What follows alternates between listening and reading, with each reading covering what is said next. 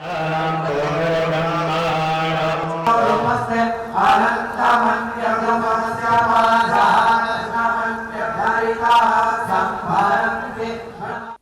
माँ इंद्राक्षी जय अम्बे।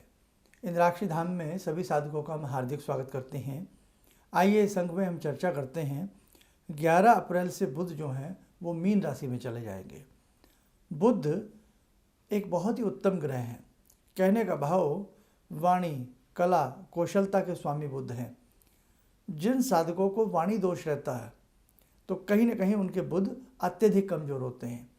जो अपनी बात को स्पष्टता से नहीं कह पाते, ऐसा लगता है कि जो हमें कहना चाहिए था हम नहीं कह पाए हैं, अपनी बात मन की मन में रह जाती है। ये जो भी बच्चे या ऐसे कोई भी बड़े अक्सर अपनी बातों को पी जाते हैं, मन में रखते हैं और बाद में पछताते हैं कि हमें ऐसा बोलना चाहिए था।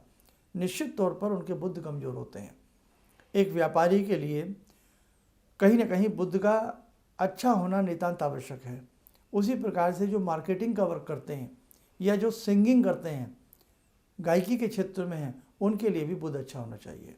और जिन बच्चों का माइनस प्लस कमज़ोर होता है, मैथ्स कमज़ोर होता है, या वो अपने मैथ्स टाइप सब्जेक्ट से लाइक फिजिक्स से, मैथ्स से डरते हैं, जी चुराते हैं, या जो साधक लेखे जोखे में बड़े कमज़ोर होते हैं, उनका बुध कमज़ोर होता है। तो कहने का भाव, ऐसी स्थिति में हमें अपने बुद्ध को विकसित करना चाहिए। यदि आपके बुध अच्छे हैं तो आपकी बातों की अलंकृत जो झरंकृत अवस्था होती है वो भी सुंदर होती है। अर्थात आपके बातें करने का जो तरीका होता है, वे ऑफ टॉकिंग बहुत ही अच्छा होता है जिनके बुध अच्छे होते हैं।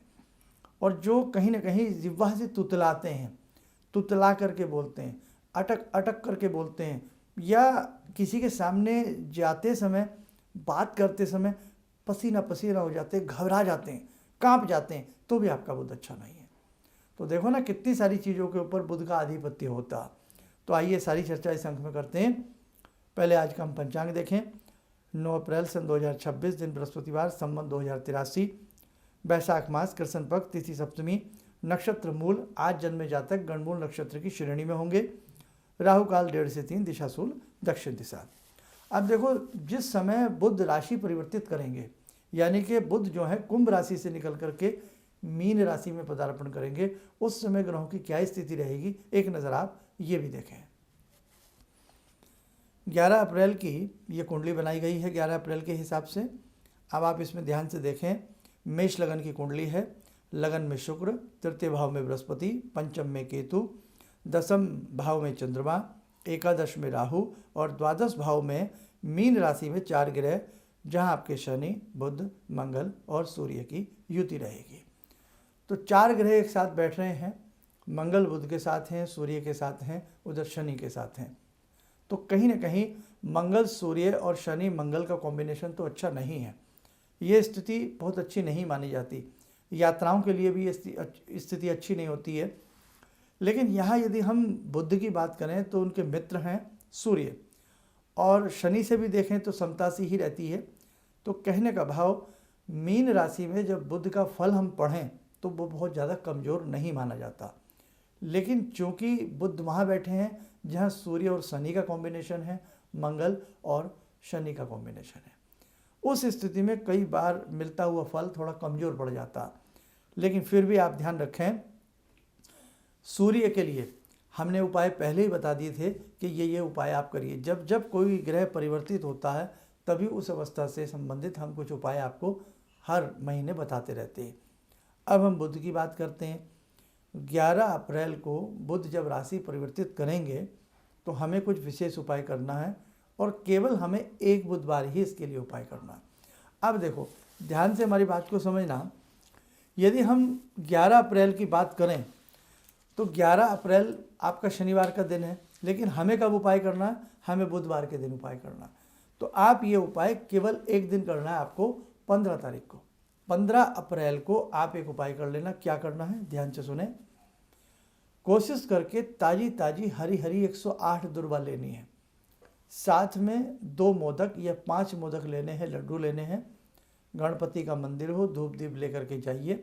मंदिर ना हो तो अपने घर में ही भगवान श्री गजानन को धूप दीप अर्पण करके 5 लड्डू चढ़ाइए उनके 108 नाम, हर नाम पर एक एक दुर्वा और थोड़ा चावल उनको चढ़ाते रहिए। प्रार्थना करें, हे लंबोदर, हे भगवान श्री गणपति गजानन, आपकी कृपा से जीवन में जो भी विघ्न हैं वो हमारे दूर हों और बुद्ध हमसे प्रसन्न रहें। और वहीं पहले आपने 108 नामों के साथ गणपति को दुर्वा और चावल चढ़ाया, धूप दीप दे करके लड्डू आदि अर्पण किया। ठीक उसी के साथ आपने एक एक दुर्वा चढ़ाते जाना है और गणपति का नाम बोलना है। उसके बाद एक माला आपको ओम बुम बुधाय नमः इस मंत्र की करनी है। मंत्र नोट कर लें, ओम बुम बुधाय नमः। एक माला आपको बुध के इस बीजात्मक मंत्र की करनी है। बुध का रंग हरा होता है, संभव हो उस दिन कोई हरे रंग का कपड़ा पहन सकते हैं, हरे रंग का रुमाल अपनी पॉकेट में रख सकते हैं, तोते की सेवा करें, गौ माता को जाकर के हरा हरा चारा डालें, तो आपके बुध निश्चित उत्तम होंगे। और इधर हमने भगवान श्री गणपति को हरी दुर्वा भी चढ़ाइए। एक ही बुधवार आपको ये उपाय करना है। आपके ये जो बुध का जो सफ़र है 20 दिन के आसपास का, निश्चित तौर से सुहावना होगा और आपके लिए ये समय फलदायी होगा। और जिन साधकों को बुध से संबंधित ये सारी बातें कमज़ोर रहती हैं, मन की बातें मन में रखना, सामने आकर के किसी को अच्छे से बोल ना पाना, घबराहट हो जाना, रुक रुक करके बोलना, मैथ्स फिजिक्स कमज़ोर होना, साथ में लेखे जोखे में आपकी कमज़ोरी रहना, आपकी मेमो कमज़ोर होना, भूल जाना, अवसर पर बात ना कहना, चूक जाना, तो ऐसी स्थिति में तो हमें उत्तम किस्म का एक पन्ना पहनना चाहिए, भगवान गजानन के स्तोत्र का पाठ करना चाहिए और बुध के बीजात्मक मंत्र की एक माला हमें प्रतिदिन करनी चाहिए। और बुधवार के दिन ऐसे साधकों को, ऐसे बच्चों को, जातकों को हरे रंग का दान करना चाहिए। तो ये उपाय केवल एक बुधवार कर लेना, आपके बुध अति उत्तम होंगे। रात्रि में सोते समय बुधवार के दिन ग्रीन रंग का तकिया, यानी कि जो पिल्लोज कवर होते हैं या पिलो कवर आपके रूम का जो होना चाहिए वो हरे रंग का होना चाहिए। हरे रंग पर उसके सिर रख करके आप सोएं और मन ही मन रात्रि के समय सोते सोते ओम बुम बुधाय नमः, ओम बुम बुधाय नमः बोल करके आप सोइएगा। देखिएगा आपको नींद भी अच्छी आएगी और आपके बुध भी उत्तम होंगे। आइए, समय हो चला आज की ध्यान साधना का। जुड़ते हैं भगवान श्री गजानन गणपति से। ॐ लम्बोदरं परमसुन्दरमेकदन्तं रक्ताम्बरं त्रिनयनं परमं पवित्रम् उद्यद्दिवाकरनिभोज्ज्वलकान्तिकान्तं विघ्नेश्वरं सकलविघ्नहरं नमामि। गणेशं गौरीपुत्रं च गणेशं शिवनन्दनं गणेशं पार्वतीपुत्रं गणनाथ नमोस्तुते। कवच बना लें, ध्यान करें, गणेश जी का शुभ आशीष हम सबके ऊपर बरस रहा है।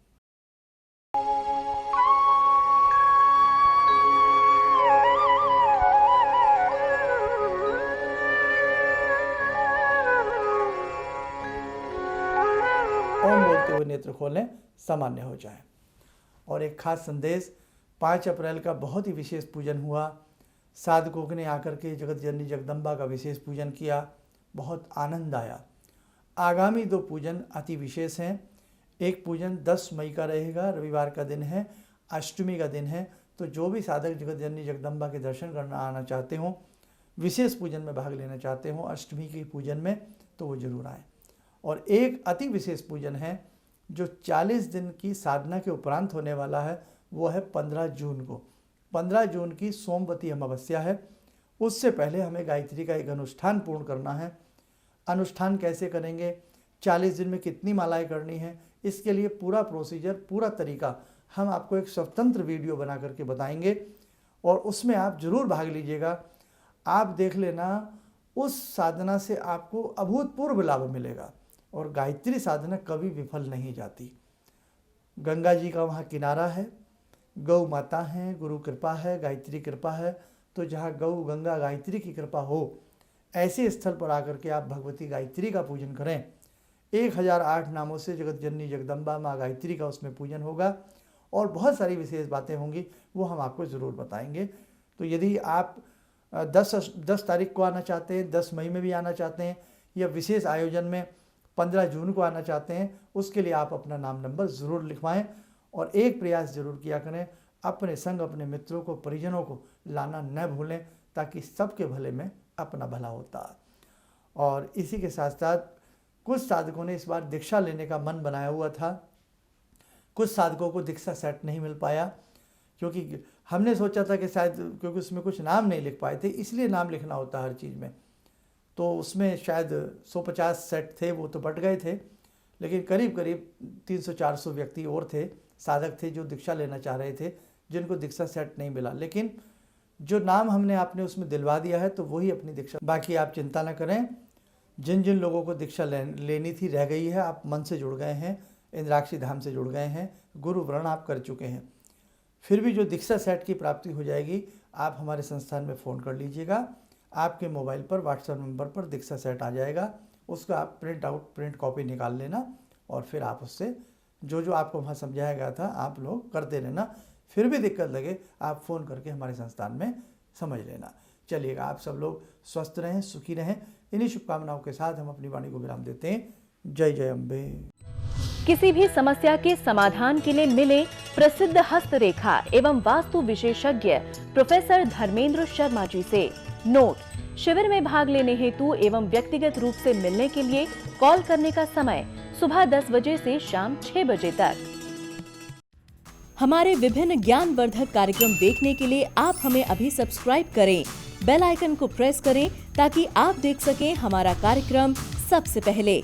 और अधिक जानकारी के लिए फेसबुक पेज को लाइक करना न भूलें।